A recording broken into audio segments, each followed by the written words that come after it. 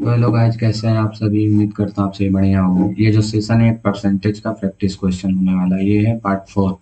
इससे पहले मैंने 3 पार्ट डाल दिया हूँ। अगर नहीं देखा तो सबसे पहले उसको देख लें, फिर उसके बाद इसको देखें। ये ना केवल यदि आप रेलवे की तैयारी कर रहे हो, बल्कि यदि आप डिफेंस की भी तैयारी कर रहे हो तो भी आप ये सेशन ले सकते हैं। मैं दावा के साथ कह सकता हूँ कि ये जो सेशन लेने के बाद आप लोगों में कुछ ना कुछ तो जरूर डिफरेंस पता चल जाएगा कि पहले क्या था अभी क्या है। तो चलिए, ज़्यादा समय को व्यर्थ ना करते हुए अपने पहले क्वेश्चन की ओर बढ़ता हूँ मैं। पहला क्वेश्चन आता है। बोला गया है कि ए की आय ए की आय का 10%, बी की आय का 15% के बराबर है और सी की आय के 20% के बराबर है। मतलब यहाँ पर तीनों एक दूसरे के बराबर है। तो जिस तरीके से क्वेश्चन बोला जाता है उस तरीके से मैं लिखता हूँ। क्या बोला गया है? एक की आय। तो ए की आय ए। अब मैंने ये बोला था कि जहां भी अगर का दिख गया वहां पर मल्टीप्लाई का साइन देना। तो 10% है ना। तो 10 बाई क्या होगा 100 इज इक्वल टू है इक्वल टू बी का आय का। फिर बी के आय का 15% और फिर इज इक्वल टू सी के आय का 20%। ये जो 20% है ये सी के आय का 20% के बराबर है। ये देखिए, ये 100 और ये 100 तीनों कैंसिल आउट हो गया। कैंसिल आउट होने के बाद अगर ये हम लोग 5 से कट करते हैं, जैसे 5 टू जाइए क्या होगा 10, 5 थ्री जा 15, 5 फोर जा 20। तो इसको अगर हम लोग मल्टीप्लाई करते हैं तो क्या होगा 2a is equal to 3b is equal to 4c। अगर इसका हम लोग रेशियो फाइंड करते हैं तो क्या लिख सकते हैं। अगर कभी भी ऐसा रहा, अगर वो रेशियो फाइंड करना रहा तो नंबर जो है वो पलट जाएगा, मतलब रेसिप्रोकल हो जाएगा। जैसे ये 2 है तो ये क्या हो जाएगा 1/2। इसी तरह से अगर ये 3 है तो ये हो जाएगा 1/3। और ये अगर 4 है तो ये हो जाएगा 1/4। ये जो है अभी फ्रैक्शन में है। इसको अगर हम लोग सिंपल एक नंबर में करना चाहते हैं तो क्या कर सकते हैं। तो इस तो तीनों को क्या करना, तीनों का एलसीएम लेंगे। 4 3 और 2 का अगर एलसीएम लेते हैं तो क्या होगा, एलसीएम जो है 14 आ जाएगा। अब 14 को इससे डिवाइड करेंगे, सॉरी 12 को इससे डिवाइड करेंगे, 12 को इससे डिवाइड करेंगे, 12 को इससे डिवाइड करेंगे। 12 को इससे डिवाइड करेंगे तो क्या होगा, 12 को अगर 2 से डिवाइड करेंगे तो 6, 12 को अगर 3 से डिवाइड करेंगे तो 4, 12 को अगर 4 से डिवाइड करेंगे तो 3। मतलब ये ए बी और सी का रेशियो आ गया है।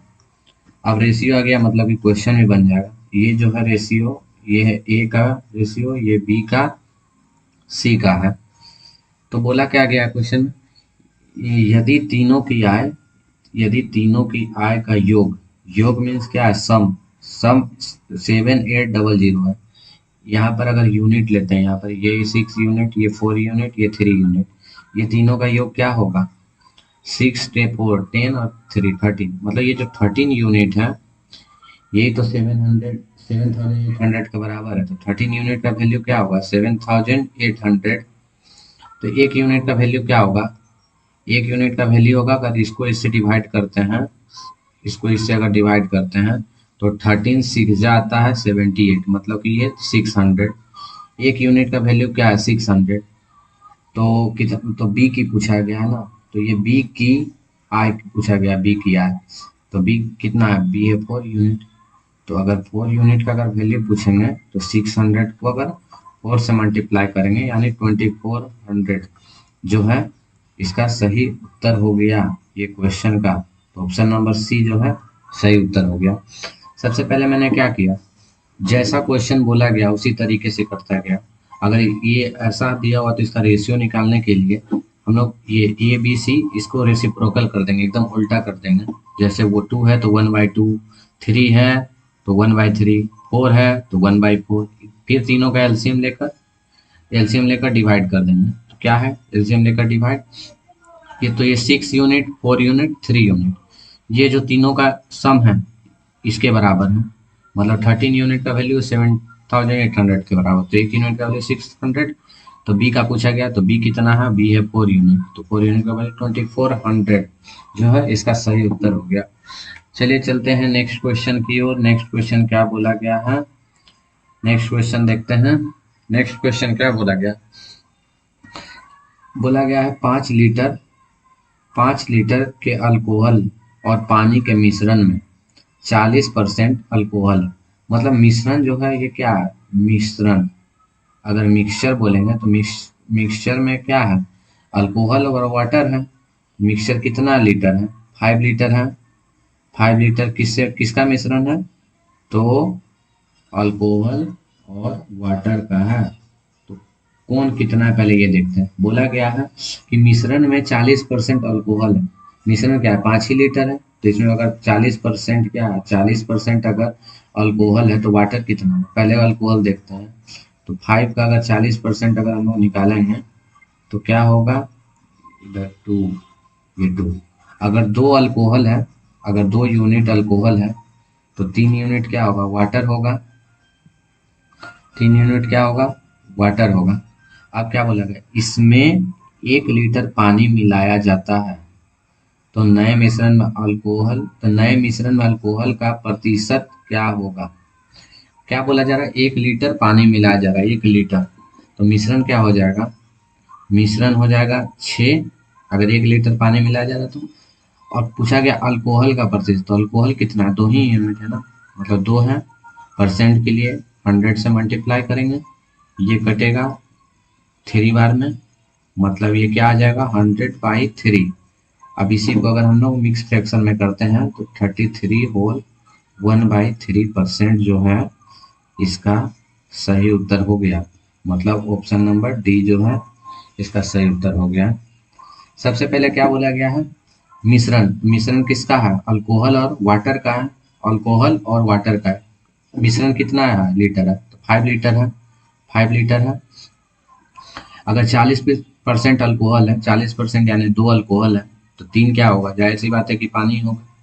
अब बोला गया है कि यदि 1 लीटर पानी मिलाया जाता है तो मिश्रण पहले 5 यूनिट था, अब अगर 1 लीटर पानी मिलाया जा रहा है तो 6 यूनिट हो जाएगा। और अल्कोहल का प्रतिशत पूछा गया, तो अल्कोहल कितना है, 2 यूनिट है। तो मतलब 2/6 × 100, तो इसको अगर हम लोग सॉल्व करते हैं तो 33 होल 1/3%। चलिए चलते हैं नेक्स्ट क्वेश्चन की ओर। नेक्स्ट क्वेश्चन क्या बोला जा रहा है,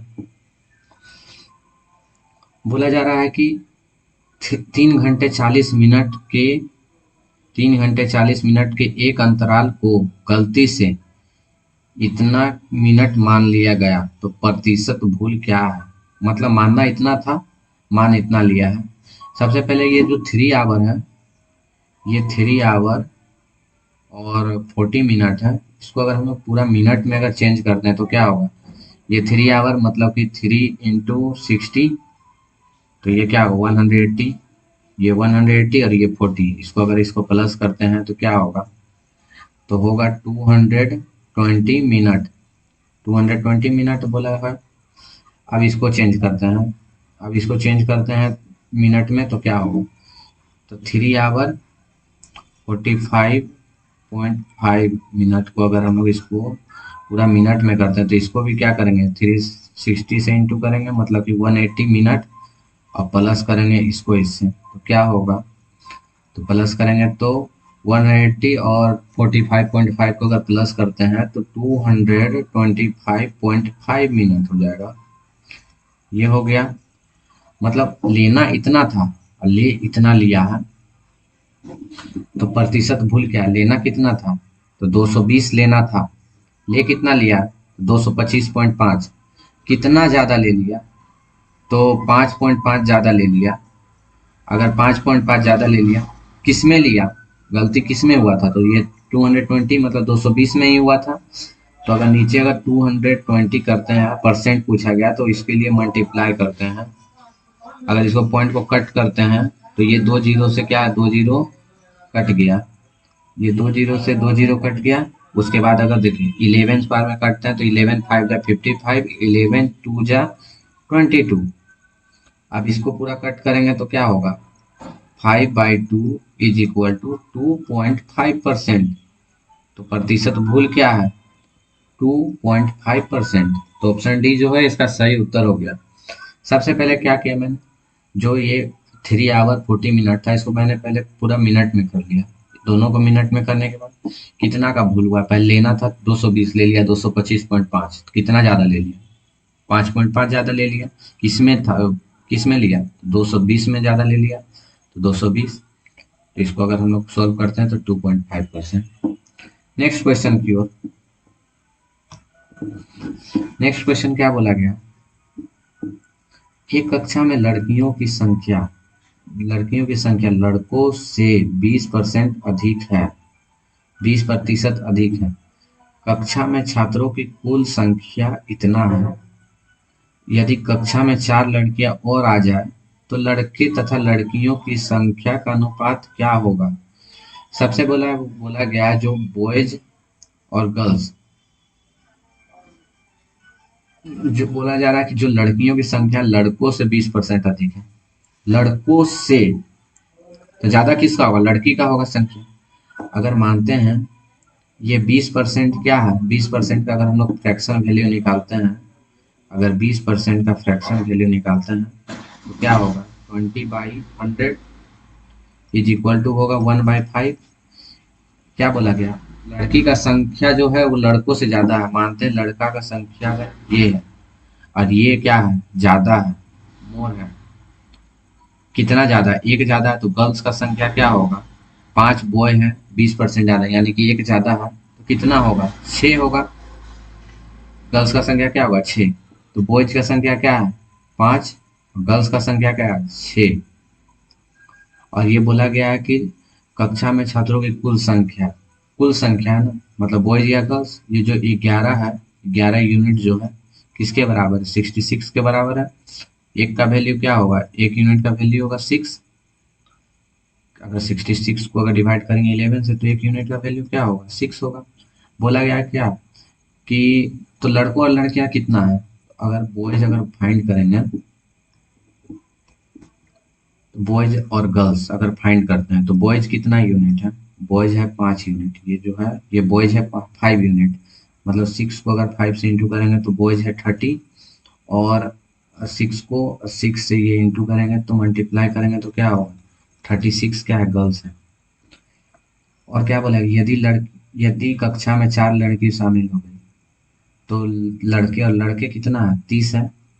लड़के कितना है, 30 है, 30 है। और क्या बोला गया, यदि 4 लड़की शामिल हो गई, पहले 36 थी, अब अगर 4 लड़की और शामिल हो गई तो क्या हो जाएगा, 40 हो जाएगा। 40, तो इसका रेशियो क्या होगा, 1 0 से कट गया, मतलब 3:4 जो हो गया, इसका सही आंसर हो गया 3:4। कुछ नहीं किया मैंने, सबसे पहले जो ज़्यादा था उसको परसेंट को फ्रैक्शन में किया।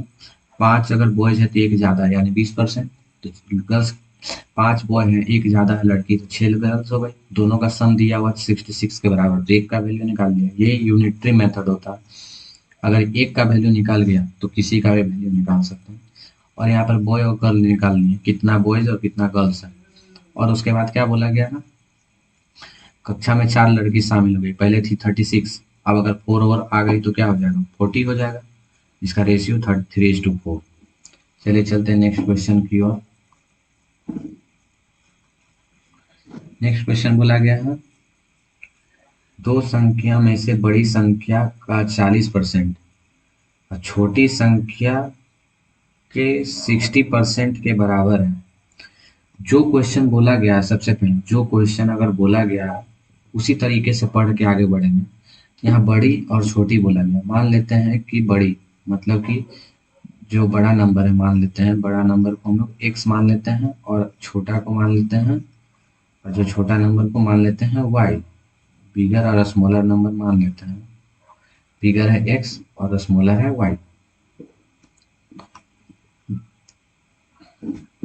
क्या बोला गया, यदि बड़ी संख्या क्या, x, बड़ी संख्या x, तो x का 40% का है तो मल्टीप्लाई 40%, छोटी संख्या यानी y के 60%, y के 60% के क्या है, बराबर है मतलब इक्वल कर देंगे।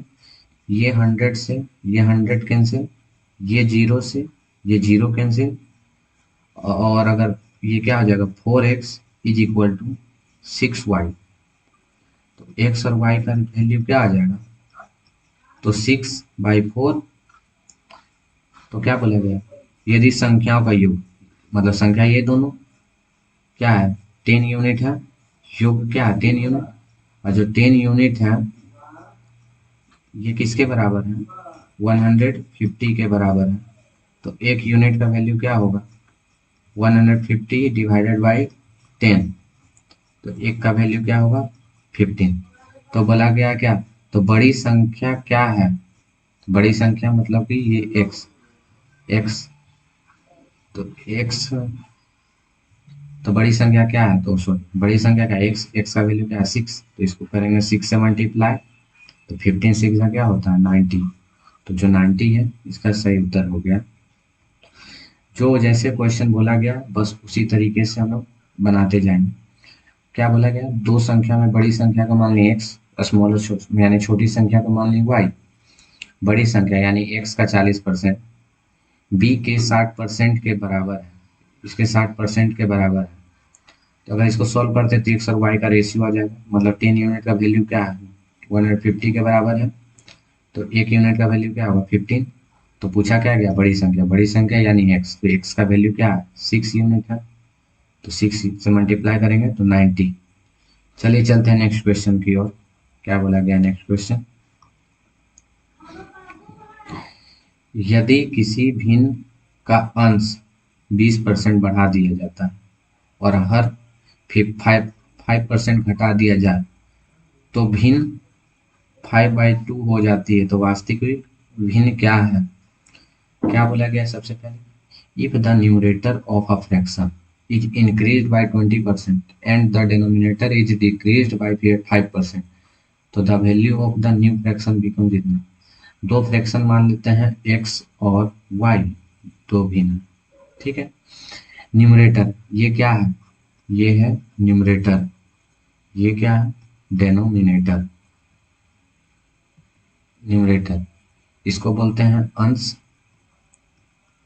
इसको क्या बोलते हैं अंश, और इसको बोलते हैं डेनोमिनेटर को बोलते हैं हर। क्या बोला गया, यदि अंश 20% बढ़ा दिया जाता है,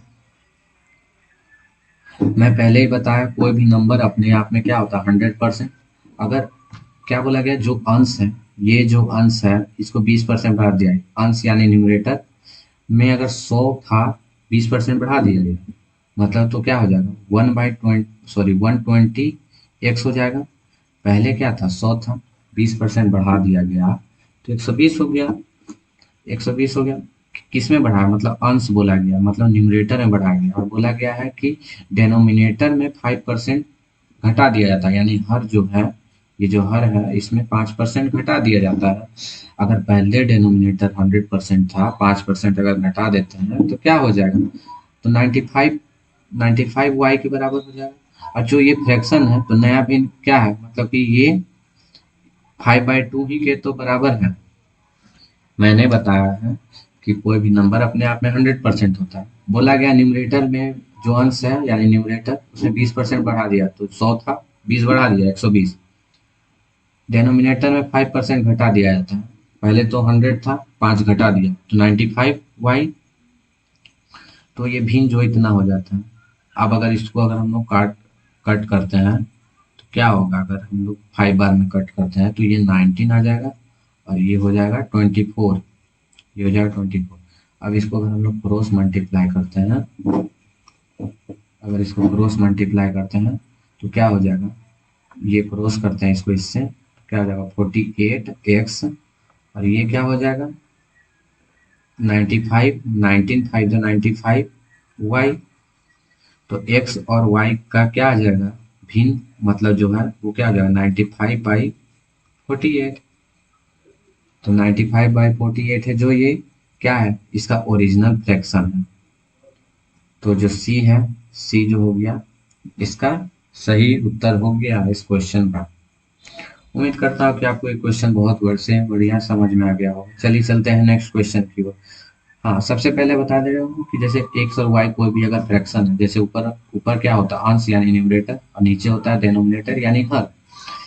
यदि अंश में 20% बढ़ा दिया जाता है, अगर 100 था अपने आप में कोई भी नंबर 100% होता है, अगर 20% बढ़ा दिया गया यानी कि 120 हो गया, इसमें 5% घटा दिया गया तो ये हो गया 95 जो है ये 5/2 हो जाता है। अगर इसको हम लोग सॉल्व करते हैं तो 95/48 जो है इसका ओरिजिनल फ्रैक्शन हो गया। चलते हैं नेक्स्ट क्वेश्चन की ओर। नेक्स्ट क्वेश्चन क्या बोल रहा है? बोला गया है कि यदि एक व्यक्ति की मासिक आय वेतन यानी इनकम जो है इतना है और उसका मासिक खर्च जो है इतना है, और अगले वर्ष क्या होता है, जैसे कि इस साल उसका है 13,500 रुपये वो कमाता है, 9,000 रुपये वो खर्च कर देता है, और उसका अगले साल उसका जो है उसका जो आय है मतलब यानी वेतन इनकम जो है वो 14% बढ़ जाता है। जब इनकम बढ़ेगा तो उसका क्या खर्च भी बढ़ गया 7%। 7% बढ़ गया तो उसकी बचत में प्रतिशत वृद्धि क्या होगी? सबसे पहले क्या है, यहाँ पर लिखते हैं हम लोग इनकम, यहाँ लिखते हैं एक्सपेंडिचर मतलब खर्च, और यहाँ पर लिखते हैं उसका सेविंग एक्सपेंडिचर। ये इसका इनकम और ये इसका सेविंग। क्या बोला गया, सबसे पहले उसका मासिक वेतन बोला गया 13,500, उसका इनकम है 13,500, और खर्च बोला गया 9,000 है। खर्च क्या है 9,000 है।